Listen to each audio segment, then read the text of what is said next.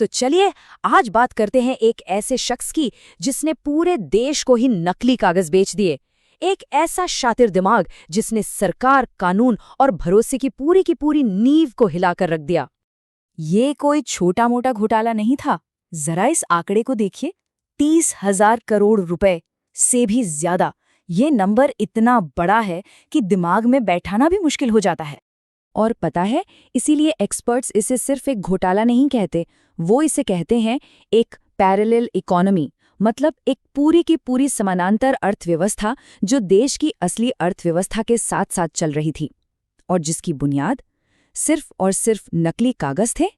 तो आज की हमारी ये पड़ताल इसी पर है कि कैसे एक अकेले आदमी ने देश के पूरे फाइनेंशियल सिस्टम को ही खुली चुनौती दे डाली। लेकिन सबसे बड़ा सवाल तो यही है कि आखिर ये सब मुमकिन कैसे हुआ? कोई एक इंसान इतने बड़े लेवल पर इतने सालों तक सिस्टम को धोखा देता रहा और किसी को पता तक नहीं चला? इसका जवाब हमें मिलता है कहानी की बिल्कुल शुरुआत में। चलिए चलते हैं खानापुर और मिलते हैं उस लड़के से जो आगे चलकर इस पूरे खेल का मास्टरमाइंड बना, अब्दुल करीम तेलगी। तेलगी की कहानी शुरू होती है एक बहुत ही आम, बल्कि कह सकते हैं कि एक मुश्किल हालात वाले परिवार से। पिता रेलवे में काम करते थे, लेकिन उनके गुजर जाने के बाद पूरा परिवार गरीबी में आ गया। घर चलाने के लिए इस लड़के ने रेलवे स्टेशनों पर फल बेचना शुरू कर दिया। लेकिन उस आम से दिखने वाले लड़के के अंदर दो बहुत ही खतरनाक चीजें थीं। एक, चीजों को बहुत बारीकी से देखने की जबरदस्त क्षमता, और दूसरा, बिना डरे बड़े से बड़ा सपना देखने की हिम्मत। और यहीं से उसकी सोच में एक बहुत बड़ा बदलाव आया। उसका इरादा छोटे मोटे लोगों को ठगना नहीं था, नहीं, उसका निशाना बहुत बड़ा था। वो पूरे के पूरे सिस्टम को धोखा देना चाहता था। तो चलिए अब देखते हैं कि उसने अपने इस बड़े इरादे को अंजाम कैसे दिया, कैसे उसने सिस्टम की सबसे कमजोर नब्ज को पकड़ा और उसका फायदा उठाया। उसकी जिंदगी में सबसे बड़ा मोड़ आया दुबई में। काम के लिए वहां गया था, लेकिन दुबई में उसे वो ट्रेनिंग मिली जो किसी भी यूनिवर्सिटी में नहीं मिल सकती थी। ये थी एक शातिर अपराधी बनने की ट्रेनिंग। और वहीं उसने एक फलसफा सीखा, एक ऐसा आइडिया जिसने उसके पूरे ऑपरेशन की नींव रखी। अगर कागज असली दिखता है तो ताकत भी असली बन जाती है। तो उसने अपना निशाना बनाया स्टैम्प पेपर को। अब ये स्टैम्प पेपर होता क्या है? ये बस एक सरकारी कागज है, लेकिन कोई आम कागज नहीं। प्रॉपर्टी की डील हो, कोर्ट का कोई काम हो, कंपनी का रजिस्ट्रेशन हो, हर बड़ी चीज इसी पर होती है। मतलब ये भरोसे का सिंबल है। उसका मास्टर प्लान एकदम सीधा और साफ था। स्टेप 1, दुबई में जाली नोट और तस्करी का काम पूरी तरह से सीखो। स्टेप 2, इंडिया की सबसे कमजोर कड़ी को पहचानो, यानी स्टैम्प पेपर, जिस पर हर कोई आंख बंद करके भरोसा करता है। और स्टेप 3, उसे इतनी परफेक्टली कॉपी करो कि कोई फर्क ही ना बता पाए। वही पेपर, वही स्याही, वही वाटरमार्क। और उसकी नकल मतलब इतनी शानदार थी कि उसके बनाए नकली स्टैम्प पेपर भी असली से ज्यादा असली लगते थे। और यही वजह थी कि कोर्ट, बैंक, सरकारी दफ्तर, हर जगह वो धड़ल्ले से चल रहे थे, किसी को शक तक नहीं हुआ।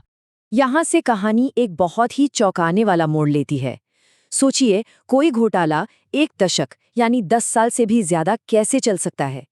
इसका जवाब तेलगी की चालाकी से कहीं ज्यादा डरावना है।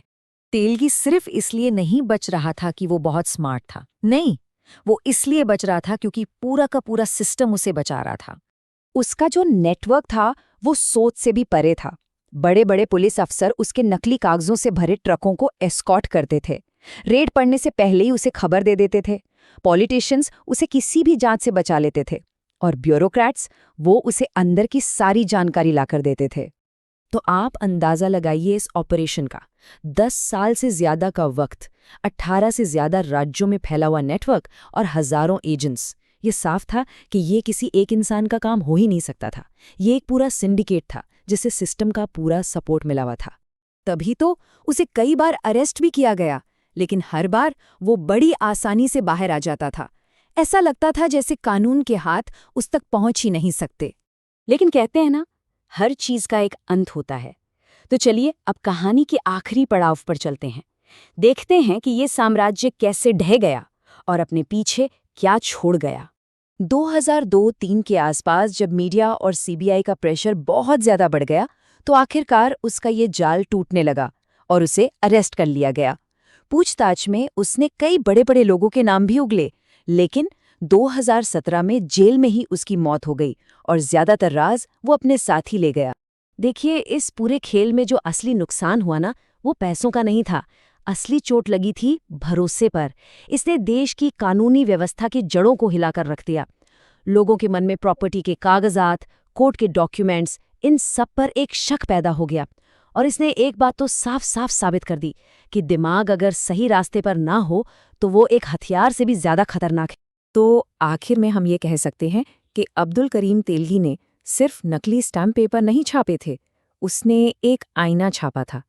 एक ऐसा आईना जो हमारे सिस्टम को उसकी असलियत दिखा रहा था, जो ये बता रहा था कि सत्ता, कानून और ईमानदारी असल में कितने नाजुक हो सकते हैं।